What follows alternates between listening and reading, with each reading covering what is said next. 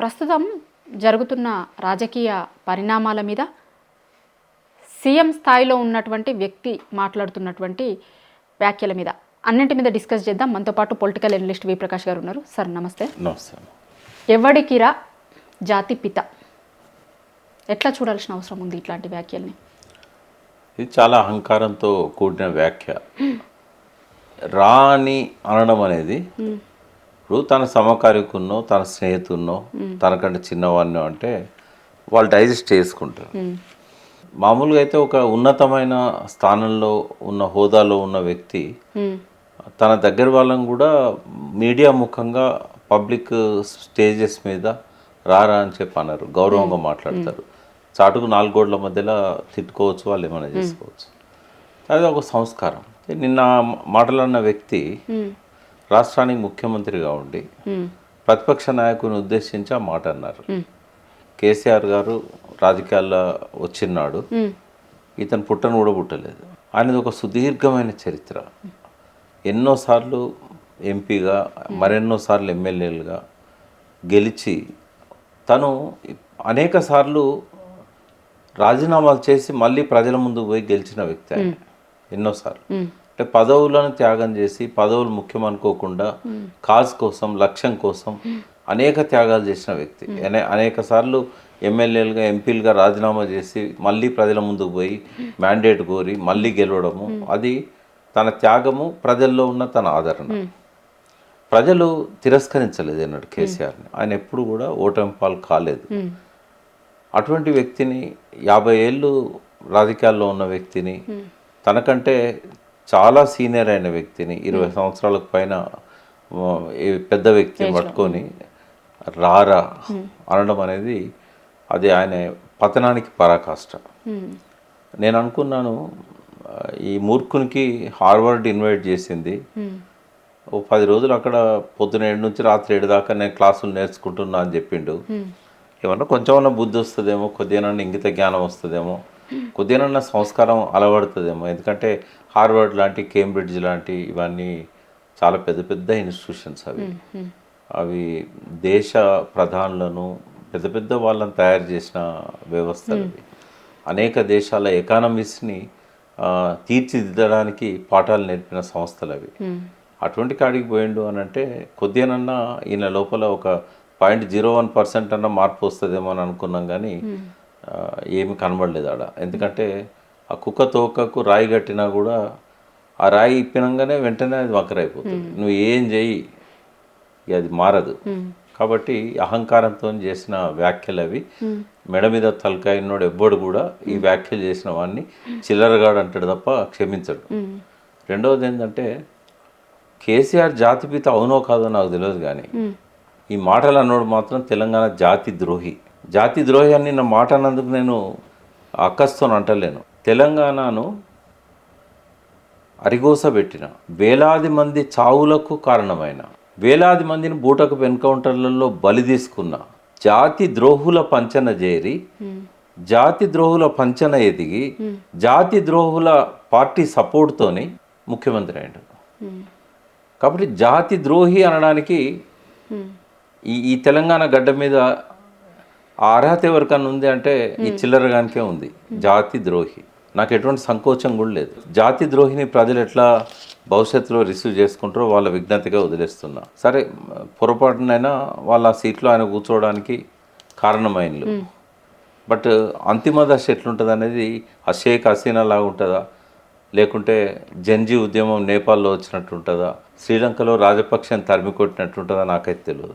కానీ ఈ స్థాయికి తగ్గకుండా మాత్రం ప్రజలు తిరుగుబాటు చేస్తారు.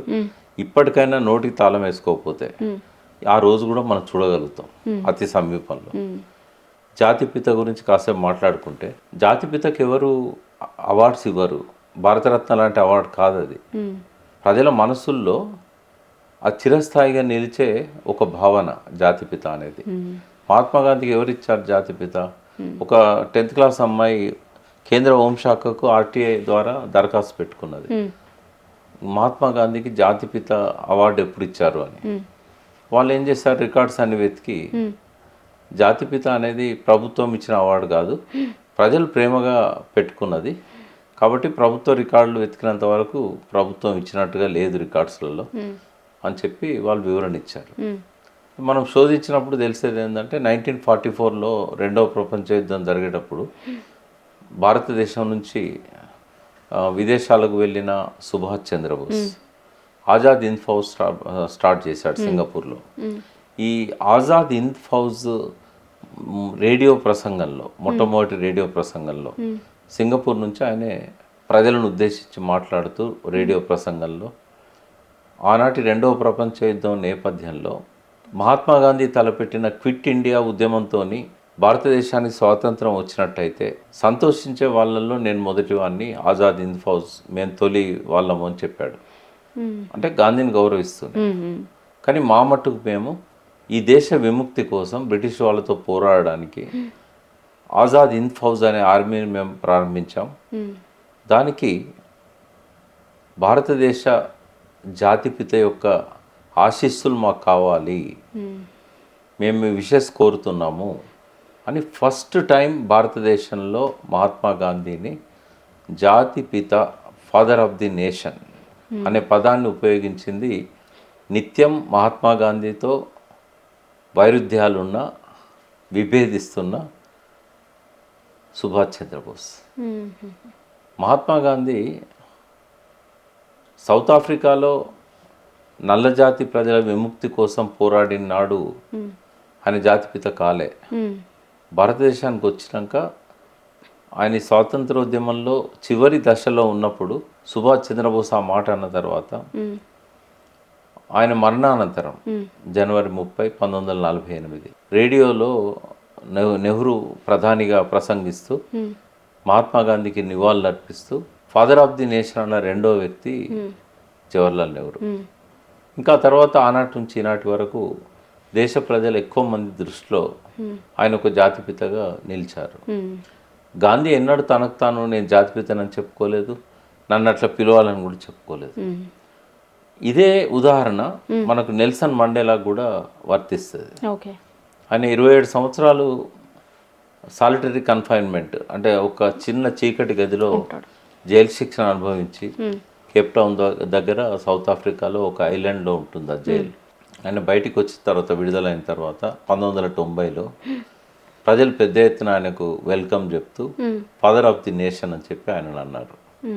తర్వాత జార్జ్ వాషింగ్టన్, ఈ సంస్కృతి ఎప్పుడు మొదలైంది అనేది 18వ శతాబ్దంలో అమెరికా విముక్తి కోసం పోరాడి అమెరికాను విముక్తి చేసిన జార్జ్ వాషింగ్టన్, ఆయనను founding father of his country అన్నారు. అమెరికా అనకుండా హిజ్ కంట్రీ అన్నారు. ఆశ్చర్యం ఏంటంటే ఏ దేశంలో కూడా రాజ్యాంగంలో కానీ ప్రభుత్వం యొక్క ఉత్తర్వు ద్వారా కానీ ఇప్పుడు నేను చెప్పిన పదవులు ఏవి కూడా హోదా అనేది వాళ్ళకి రాలే. ఇది ప్రజల మనసుల్లో వాళ్ళు చేసిన పోరాటాలతో వాళ్ళ కోసం వాళ్ళ త్యాగాలు, వాళ్ళ పోరాటాల పట్ల కృతజ్ఞతతోని వాళ్ళు ప్రజలు పిలుచుకున్న, ప్రేమతో పిలుచుకున్న ఆ బిరుదు అది. తెలంగాణ కూడా అదే వర్తిస్తుంది.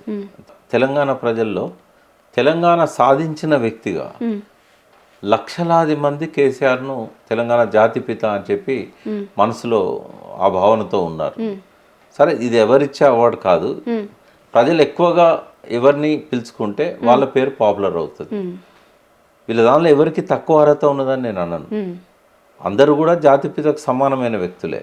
ఒకే వ్యక్తిని ముందు పెట్టాలనుకున్నప్పుడు ఎక్కువ మందిలో ఆ రకమైన ఆరాధనా భావం కేసీఆర్ గారి పట్ల ఉంది. నా మట్టుకు నేను నా అభిప్రాయం చెప్పాలనుకున్నప్పుడు ఫౌండింగ్ ఫాదర్ ఆఫ్ తెలంగాణ అని చెప్పి నేను చెప్పగలుగుతాను. నాకు ఎటువంటి సంకోచం లేదు.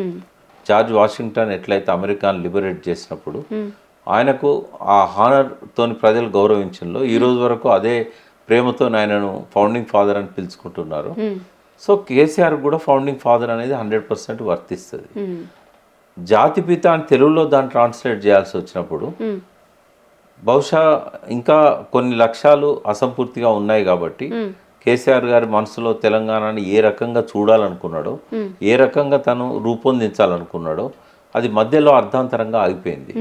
ప్రజలు అవకాశం ఇచ్చి ఆ మొత్తం కూడా సంపూర్ణం చేసినాడు. ఎవరు అడిగినా అడగకపోయినా, ఎవరు కోరినా కోరకపోయినా, ఎవరు ఏమనుకున్నా ఆయనే జాతిపితగా నిలబడతాడు ప్రజల హృదయాల్లో.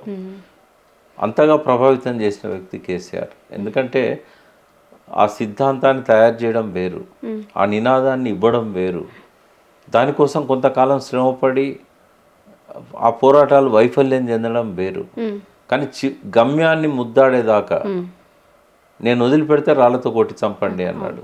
నా లక్ష్య సాధన కోసం బొంత పురుగునైనా ముద్దు పెట్టుకుంటాను, పుష్టివ్యాధి వాన్నైనా కౌగలించుకుంటాను అన్నాడు. మధ్యలో కాడి కింద పెట్టను అన్నాడు.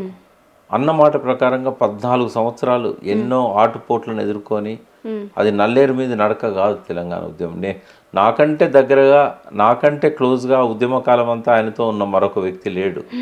కొంతకాలం కొందరు వ్యక్తులు ఆయనతో ఉండొచ్చు, అధికారంలోకి వచ్చినాక కొందరు నాకంటే క్లోజ్గా ఉండొచ్చు. కానీ 14 ఏళ్ళ కాలం అంతా కూడా పక్కనే ఉండి గమనించిన వ్యక్తిని నేను. ఇంకొకరితో అయితే తెలంగాణ రాకపోయేదని ఖచ్చితంగా చెప్పగలుగుతాం. ఎంతమంది సిద్ధాంతకర్తలున్నా, ఎంతమంది ఆయనకు గైడెన్స్ ఇచ్చినా కూడా నిలబడి పోరాడి అందరినీ ఐక్యం చేసి, ఆయన వ్యూహం ఎత్తుగడలతోని అందరినీ చిత్తు చేసి, చివరికి ఆమరణ దీక్షకు సిద్ధపడి తన ప్రాణాన్ని ఫలంగా పెట్టడానికి కూడా ఎంతమంది రిక్వెస్ట్ చేసినా నేను దీక్ష విరమించానని చెప్పి కుటుంబ సభ్యులైనా, ఆఖరుకు తను నమ్ముకున్న జయశంకర్ సార్ కూడా పోరాటాన్ని ముందుకు తీసుకెళ్దాం, మీరు మానండి నిరాహార దీక్ష అంటే కూడా వినకుండా పట్టుదలతో ఆయన చేసిండు కాబట్టి డిసెంబర్ 9 ప్రకటన వచ్చింది. ఆ ప్రకటన వచ్చింది కాబట్టి అన్ని పార్టీలు మద్దతు ఇచ్చాయి. కాబట్టి is very much deserved for it. ఎంతమంది లుచ్చాగాళ్ళు, ఎంతమంది చిల్లరగాళ్ళు ఆయనను కాదన్నా కూడా అది వాళ్ళ యొక్క పతనానికి దారితీస్తుంది తప్ప అది సూర్యుని మీద ఉమ్మేయడం లాంటిదే.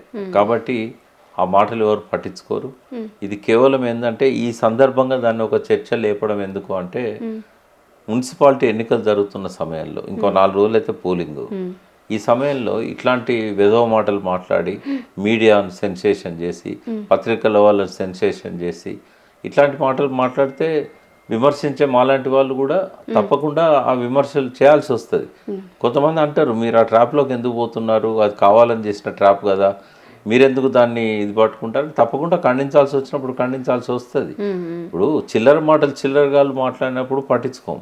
ఒక హోదాలో ఉన్న వ్యక్తి చిల్లరగా బిహేవ్ చేసి చిల్లర మాటలు మాట్లాడినప్పుడు తప్పకుండా దాని మీద స్పందించాల్సి వస్తుంది. కానీ ఇది కేవలము డైవర్షన్.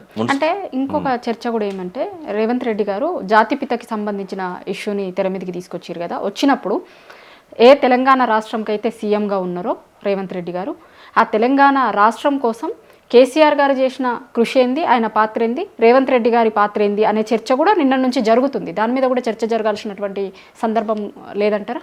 జాతి ద్రోహి గురించి చర్చ ఎందుకమ్మా? జాతి ద్రోహి అంటారు అయితే రేవంత్ రెడ్డి గారిని. ఇప్పుడే కాదు, నా ఆఖరి శ్వాస దాకా వాడు జాతి ద్రోహే. అంటే ఎందుకు ఆ రోజు తెలంగాణ ఉద్యమంలో తెలంగాణని వ్యతిరేకించినటువంటి పార్టీలో ఉన్నారు కాబట్టా, లేదంటే ఇప్పుడు తెలంగాణ రాష్ట్రంలో తెలంగాణ రాకుండా అడ్డుకున్నాడు కదా. ఆ టీడీపీ ఎన్నిసార్లు మాట మార్చింది, అలా ఈయన పాత్ర లేదా?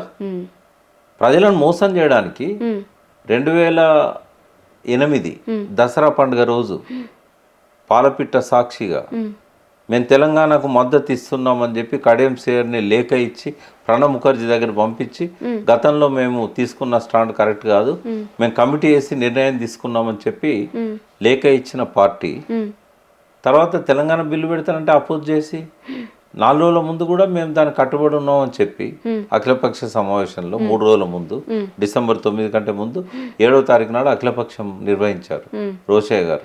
అందులో కూడా మేము మద్దతు ఇస్తున్నామని చెప్పి డిసెంబర్ 9 అర్ధరాత్రి నుంచి ప్లేట్ ఫిరాయించిన వాళ్ళు కదా వాళ్ళు. అవును, 2 కళ సిద్ధాంతం కూడా చెప్పారు కదా. ఇది జాతి ద్రోహికి బాసటగా ఉండి, సరే ఆయన ఆంధ్రలో పుట్టిండు, ఎక్కడో చిత్తూరు జిల్లాలో, ఆయన లోపల తెలంగాణ భావన లేదు, తెలంగాణకు పచ్చి వ్యతిరేకి. కానీ ఈ ఈ ఈ పెద్ద మనిషి తెలంగాణలో పుట్టిండు కదా. ఏమనుకుంటాం మనం? కాళోజీ నారాయణరావు మాట అన్నాడు, ప్రాంతేతరుడు ద్రోహం చేస్తే ప్రాంతం బయటికి తరిమినాం, ప్రాంతం వాడే ద్రోహం చేస్తే ఏమన్నాడో ప్రజలకు వదిలిపెడదాం, ఆ రోజు కోసం ఎదురు చూద్దాం, అవుతుంది ఏదో ఒక రోజు శాస్తి జరుగుతుంది. ఇప్పుడు నీళ్లు ఒక లెవెల్ దాకా వేడెక్కిన తర్వాతనే మరుగుతాయి, ఆ స్టేజ్ రావాలి. ఇప్పుడు ఆ ప్రజల లోపల ఆ బాయిలింగ్ పాయింట్ రావాలి, వస్తుంది, తొందరలోనే వస్తుంది. ఎందుకు వాళ్ళ పాపం ప్రజల లోపల పండుతుంది, ఏం శిక్ష వేయాలనో ప్రజలు వేస్తారు.